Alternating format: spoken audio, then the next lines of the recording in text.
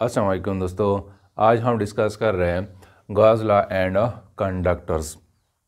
तो यहाँ पे जो है हम गॉस लॉ को अप्लाई करेंगे ऑन आइसोलेटेड चार्ज कंडक्टर।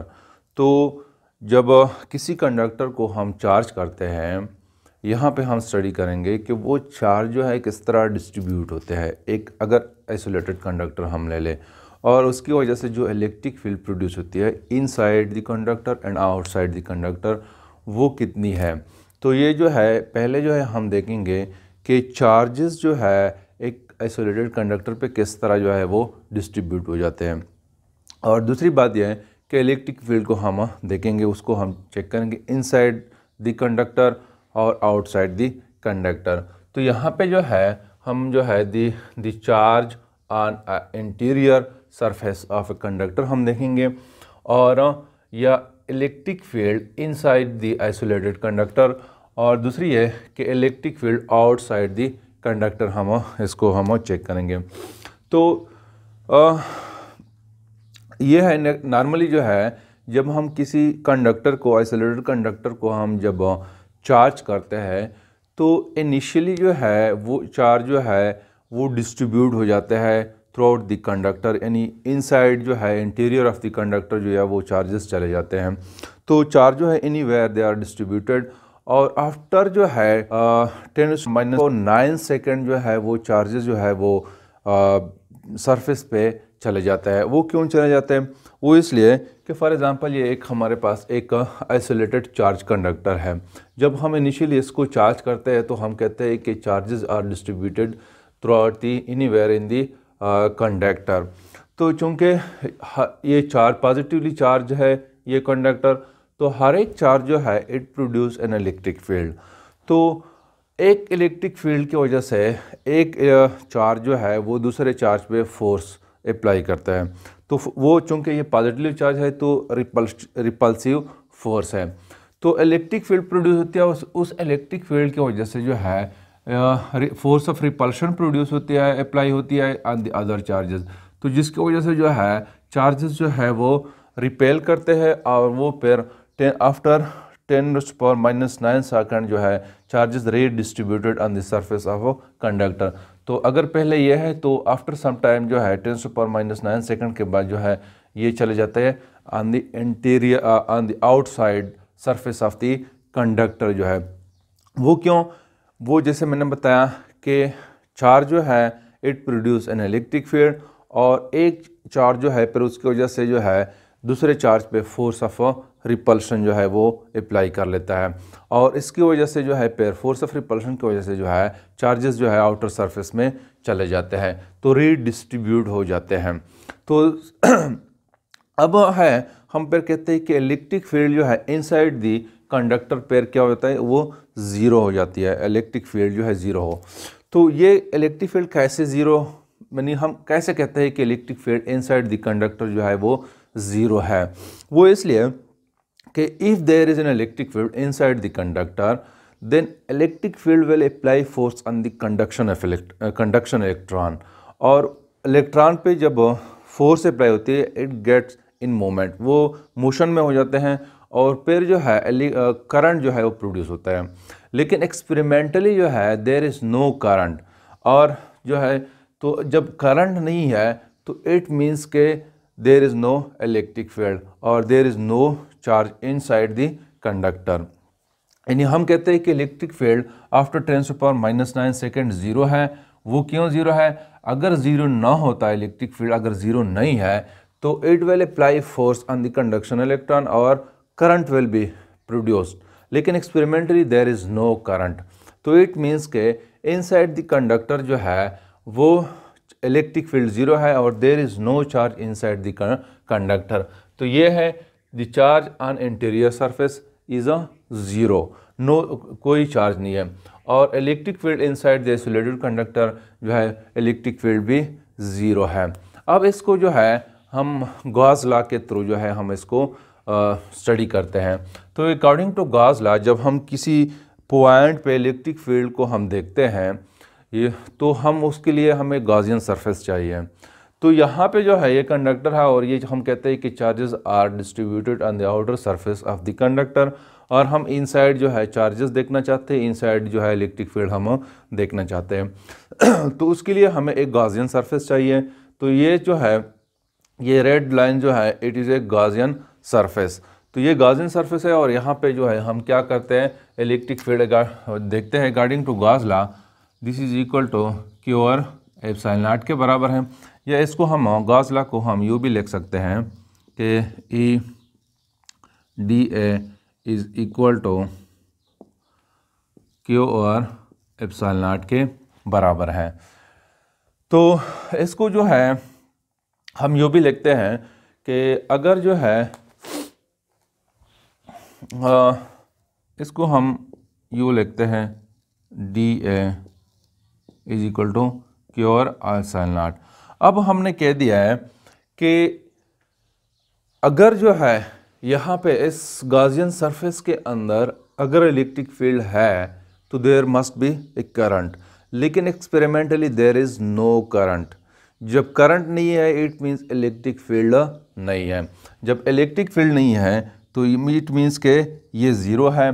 तो यहाँ से हम कंक्लूड करते हैं कि इलेक्ट्रिक फील्ड जो है inside the conductor is zero. जब इलेक्ट्रिक फील्ड ज़ीरो है इट मीन्स के फ्लक्स जो है, इलेक्ट्रिक फ्लक्स जो है ये ज़ीरो है। और इलेक्ट्रिक फील्ड जब ज़ीरो है, फ्लक्स ज़ीरो है, इट मीन्स के charge enclosed by the conductor वो ज़ीरो है। अकॉर्डिंग टू दिस इक्वेशन अगर इलेक्ट्रिक फील्ड है तो चार्ज है, अगर चार्ज है तो इलेक्ट्रिक फील्ड है, लेकिन experimentally there is no current in the inside the conductor. तो इलेक्ट्रिक फील्ड जो है वो करंट नहीं है तो electric field is a zero. तो electric field zero, flux is zero और charge enclosed by the conductor is a zero. तो लिहाजा जब हम किसी कंडक्टर को चार्ज करते हैं तो वो चार्जेस जो है वो सरफेस में चले जाते हैं।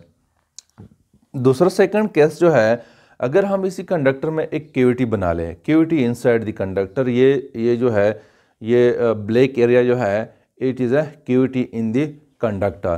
तो फिर जो है चार्ज के डिस्ट्रीब्यूशन पे क्या होगा, असर होगा, what will be the effect on charge distribution. तो इस सूरत में जो है अगर हम इस कंडक्टर को अगर हम चार्ज कर दें और हम देखना चाहें कि चार्जेस जो है वो कहाँ पे हैं, तो उसके लिए हमें, जैसे मैंने पहले बताया, we need a Gaussian surface. यहाँ पे अगर हम चार्ज को देखना चाहें तो ये एक गॉसियन सरफेस हमें चाहिए, ये एक गॉसियन सरफेस है। और ये गॉसियन सरफेस जो है it is the inside the, ये कंडक्टर के अंदर ही आ रहे हैं। फॉर एग्जांपल अगर ये कंडक्टर यहाँ पे मैंने कैविटी बना लिया और गॉसियन सरफेस जो है it is in the interior part of the conductor, और हमें पता है जैसे पहले हमने बताया कि इनसाइड द कंडक्टर जो है इलेक्ट्रिक फील्ड क्या है वो ज़ीरो है। तो लिहाजा in this Gaussian surface there is a no charge, electric field is zero. तो लिहाजा हम कह सकते हैं कि जब हम कैविटी जो है कैविटी बना लें और कैविटी की साइज़ चाहे जितना भी हो, ये तो मैंने छोटा बना लिया, अगर ये यहाँ तक हो ये cavity, there will be no effect on the distribution of charges, और it just give us it play the role of medium. ठीक है, तो यहाँ पे जो है charges will be on the outer surface of the conductor. तो this is something about the charge on the interior surface and electric field in the isolated conductor. तो उसके बाद जो है हम सेकंड केस जो है हम कंसीडर करते हैं कि अगर जो है कोई कंडक्टर है उसको हम चार्ज करते हैं तो electric field outside the conductor क्या है। तो यहाँ पे जो है हम ये केस है सेकंड केस के लिए। तो यहाँ पे ये एक कंडक्टर है और यहाँ पे पॉजिटिव चार्ज जो है on the outer surface of the conductor जो है वो डिस्ट्रीब्यूटेड है, और we want to find out the electric field outside the conductor. ये एक पॉइंट पी है, तो इस पॉइंट पी पे हम इलेक्ट्रिक फील्ड को देखना चाहते हैं। तो इसके लिए जैसे कि मैंने पहले लेक्चर्स में भी बताया कि जिस पॉइंट पे हमें इलेक्ट्रिक फील्ड की फाइंड आउट करने की, कैलकुलेट करने की ज़रूरत होती है, for that we need a Gaussian surface. तो चूँकि यहाँ पे इस पॉइंट पे हम फाइंड आउट करना चाहते हैं, तो ये एक सिलेंड्रिकल गॉसियन सरफेस मैंने का यहाँ पे जो है ड्रा किया है, गॉसियन सरफेस है। और this Gaussian surface include that point at which we want to find out the electric field. तो यहाँ पे जो है हम इलेक्ट्रिक फील्ड को फाइंड आउट करेंगे। और यहाँ पे हमारे पास जो है 3 सरफेसेस है, एक सरफेस S1 है, एक सरफेस S2 है और एक सरफेस S3 है। तो इलेक्ट्रिक फील्ड की डायरेक्शन जो है वो U है, यानी अगर सरफेस S1 को हम देख ले तो इलेक्ट्रिक फील्ड की डायरेक्शन U है और इस एरिया की डायरेक्शन U है। अगर हम इस कर्व सरफेस को देख ले तो यहाँ पे जो है एरिया की डायरेक्शन U है और इलेक्ट्रिक फील्ड की डायरेक्शन U है। ये एरिया की डायरेक्शन है और ये electric field, it makes 90 degree angle. और इनसाइड द कंडक्टर हमें पता है कि इनसाइड इस द कंडक्टर जो है वो इलेक्ट्रिक फील्ड ऑलरेडी हमें पता है कि इट इज़ इक्वल टू 0 के बराबर है।